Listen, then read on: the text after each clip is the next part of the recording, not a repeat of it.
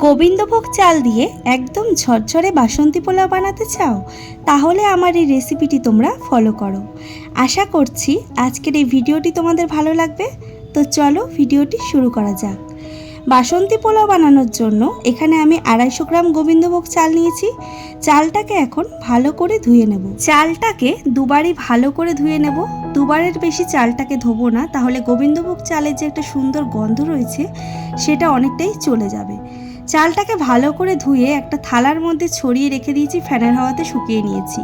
ঠিক এইভাবেই চালটাকে ভালো করে শুকিয়ে নিতে হবে, একদম ঝরঝরে করে। এখন আমি চালের মধ্যে দিয়ে দিচ্ছি 1 টেবিল স্পুন ঘি, 1 টিস্পুন দিয়ে দিলাম গরম মশলা গুঁড়ো, 1 টিস্পুন দিয়ে দিচ্ছি হলুদ গুঁড়ো, হাফ টিস্পুন দিলাম গ্রেট করে রাখা আদা, আর 1 টিস্পুন লবণ দিয়ে এখন ভালো করে সমস্ত উপকরণগুলো চালের সাথে মেখে নেব। চালের সাথে সমস্ত উপকরণ মাখা হয়ে গেছে। এটাকে ঠিক আধা ঘন্টার জন্য এভাবেই রেখে দেবো। আধা ঘন্টা পর চলে এসেছি। এখন গ্যাসের ওভেনে একটা কড়াই বসিয়ে দিয়েছি, দিয়ে দিলাম অনেকটা পরিমাণে ঘি। ঘিটা গরম হয়ে গেছে, দিয়ে দিচ্ছি কাজু আর কিশমিশ। কাজু আর কিশমিশটাকে এখন ভেজে নেব। কাজু আর কিশমিশটাকে লাইট ব্রাউন করে ভেজে নেব। তো কাজু কিশমিশ ভেজে তোলা হয়ে গেছে। এখন সেই কড়াইতেই আরও খানিকটা পরিমাণে দিয়ে দিলাম ঘি, দিয়ে দিলাম একটা তেজপাতা, 5টা এলাচ, 5টা লবঙ্গ আর 2টো দারচিনি স্টিক।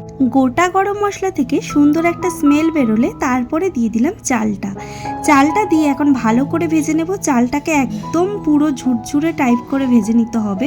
চালটা যত ভালো ভাজা হবে ততই পোলাওটা সুন্দর রান্না হবে। তো দেখতেই পেলে চালটা আমি ঠিক কিভাবে ভাজলাম, তোমাদেরও ঠিক এভাবেই ভেজে নিতে হবে। তারপরে দিয়ে দিলাম 2 গ্লাস পরিমাণ গরম জল। যেহেতু আমি 1 গ্লাস চাল নিয়েছি, সেই জায়গায় ডবল জল দিলাম। তোমরাও ঠিক এইভাবেই জলটা মাপ করে দেবে, তাহলে পুরোপুরি পোলাওটা সঠিক মতো রান্না হবে।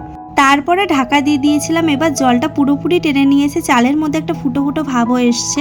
এবার আমি এর মধ্যে দিয়ে দিলাম চিনি, লবণ, 2টো চেরা কাঁচা লঙ্কা আর ভেজে রাখা কাজু কিশমিশ দিয়ে আরও 5 মিনিট ঢাকা দিয়ে দিলাম। ঢাকা দিয়ে দিলেই পুরোপুরি রেডি হয়ে গেল বাসন্তী পোলাও। এখন একটু ওভারকুক মনে হচ্ছে ঠিকই, কিন্তু যখন এটা ঠান্ডা হয়ে যাবে তখন এটা পুরোপুরি ঝুরঝুরে হয়ে যাবে। বাসন্তী পোলাও আর সাথে মাটন কারির ভিডিওটা আমি অলরেডি লং ভিডিওতে পোস্ট করে দিয়েছি, তোমরা চাইলে দেখে নিতে পারো। তো ভিডিওটা কেমন লাগলো অবশ্যই কমেন্ট করে জানিও। ভিডিও ভালো লাগলে একটা লাইক করে দিও। দেখা হচ্ছে নতুন কোনো রান্নার রেসিপির সাথে। ধন্যবাদ।